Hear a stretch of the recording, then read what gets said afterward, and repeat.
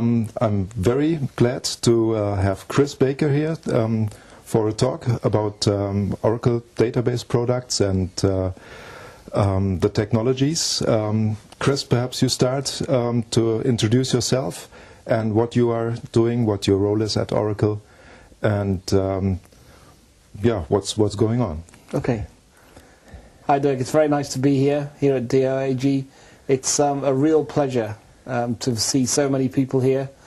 In my role, I run our core technology business for Europe, Middle East and Africa. So core technology is our database, everything around the database. Some people call them database options. I call them database essentials. Exadata, and everything to do with systems and application management. My role is to lead that business and to work with the local countries to make sure that we deliver real value out of those products to our customers so that they can be the most successful organizations on the planet. I see. You said one word that's going into our head more and more. It's the word Exadata. We see a lot of speeches around Exadata here. It's coming more and more.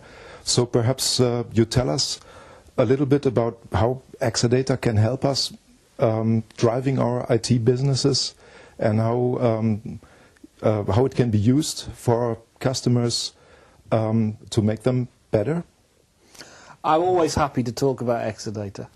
Exadata is, I think, a totally unique product in the marketplace. It's really the first example of our strategy of hardware and software engineered to work together.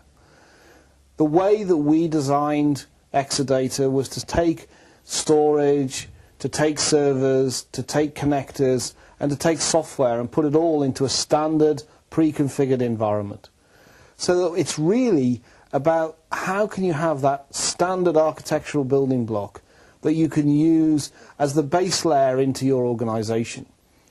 Because of the way we've engineered the software, so that the software is engineered right into the hardware, into the firmware, you get massive performance gains.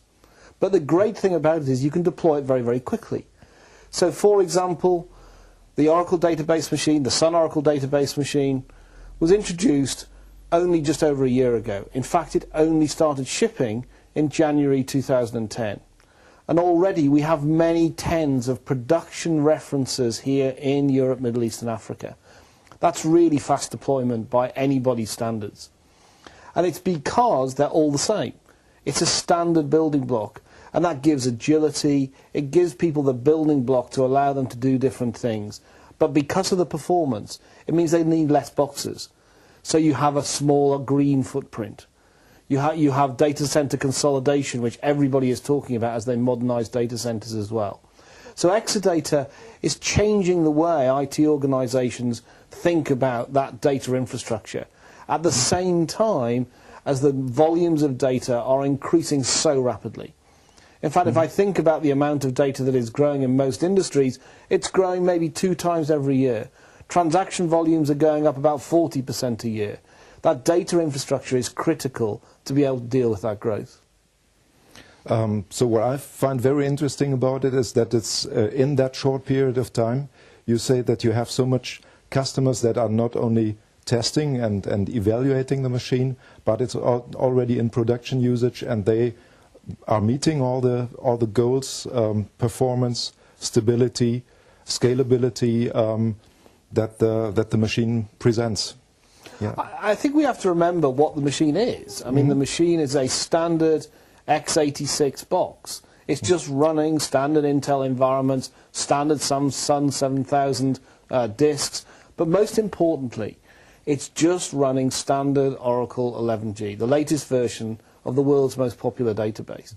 The reality is that because of that, and I can give you an example, I was talking to a customer in the Nordics, in the government sector, and they said to me, it's just been such a great experience. And I got them to explain what they meant. And I said, well, what did you do? And they said, we do nothing. And I needed an explanation of that. And he said, well, you said when you sold it to us that you would deliver the box, that we would do the hardware install, the software install, and then not to change any of the configurations, just to move stuff from their old machinery onto the database machine. And their point was very clear. They moved it across, it just ran. very, very quickly. So they're consolidating all of their applications into that environment. The performance is well ahead of their expectation, but they have never changed a single part of that configuration. It's never gone down. It's been consistent.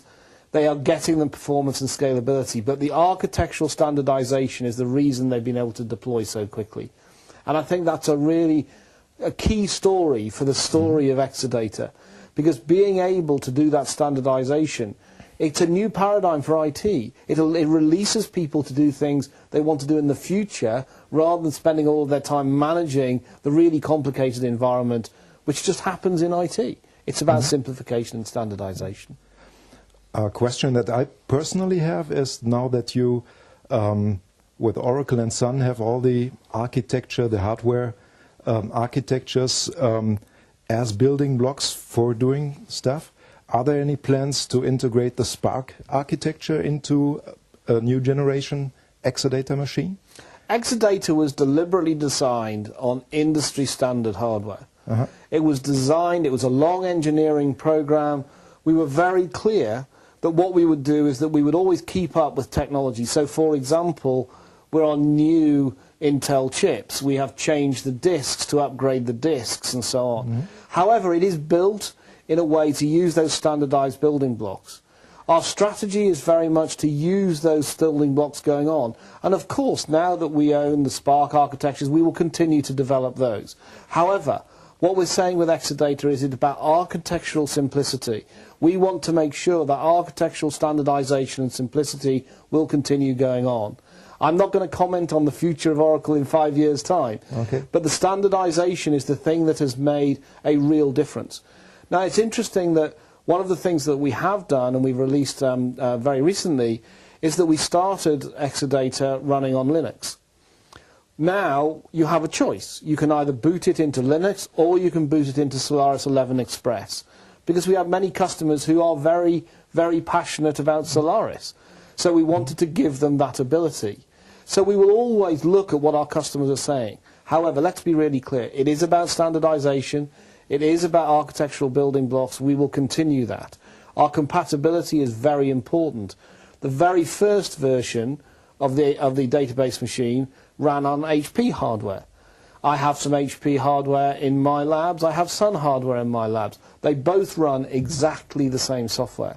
They both run what we call version 2 of the Exadata storage server software, because we made sure it was hardware and software compatible backwards and forwards. Extremely important if you're going to have architectural simplicity and standardization. Okay. Perhaps we change a little bit into Oracle database questions. Now that 11G Release 2 has come into the market, we ourselves have a lot of customers who already migrated to 11G Release 2. We have RAC installations which are running very good. Is there anything that you can tell us about the future of the database? Of course, the question is, will there be a Release 12 in the next 1 or 2 years? And can you tell us about it, or is it a secret until now? It's not about it being a secret, Dirk. We will continue to develop the database. We do not see this as a boring, stable platform which nothing needs to happen to. We don't see that at all.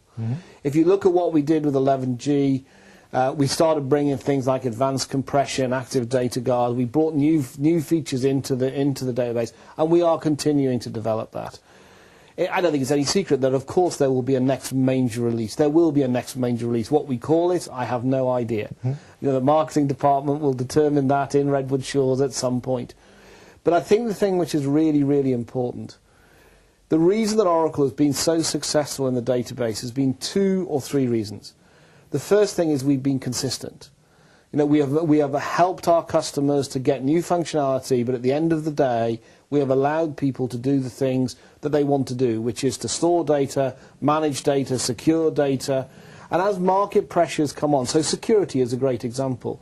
There's now a lot of understanding that data security at the data level is really important. We will always keep on increasing our capability to do that. So you will see increasing manageability functionality and so on. It's absolutely critical we keep moving. We've got to keep moving because the demands of our customers are demanding that of us. So we will continue to develop it. But we also do not think of the database as a data repository only. A database now has got to be a data infrastructure. It's got to be able to handle all of the things that are going on with massive increase in data volumes, massive increase in transaction volumes. So we will always make sure that we can handle that ever-changing world. The quantity of data that we're talking about now is probably 2 times what it was a year ago. It will be 2 times again by the time I come back to DOAG next time. The whole environment will undoubtedly continue, and we will continue to develop that. And there are not only at the high level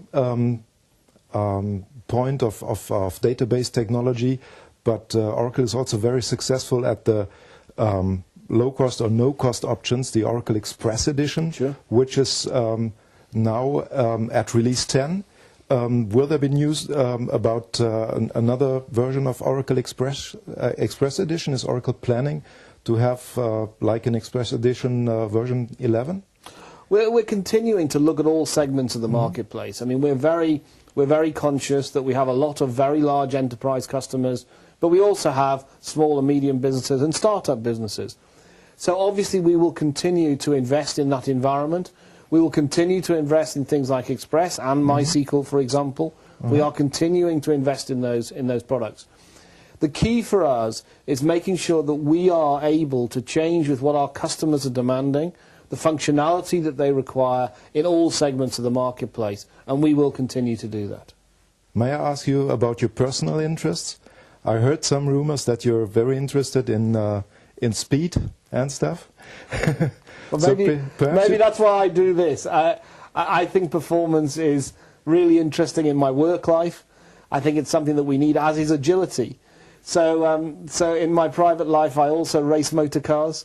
Maybe I'm a bit old to become the next Sebastian Vettel, but I think it's something which I get great pleasure of, and it maps my work and my private life together because it's all about extreme performance. That sounds very interesting. So you're not only like driving for your own, you're driving races and...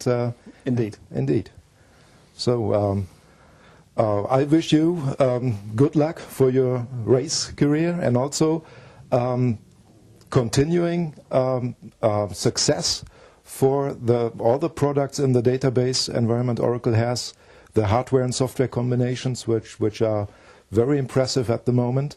We see also very good possibilities for our customers. So I thank you very much for this interview.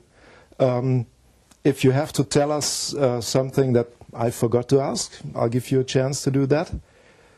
Thank you, Dirk. Firstly, again, thank you for inviting me here. It's a real pleasure.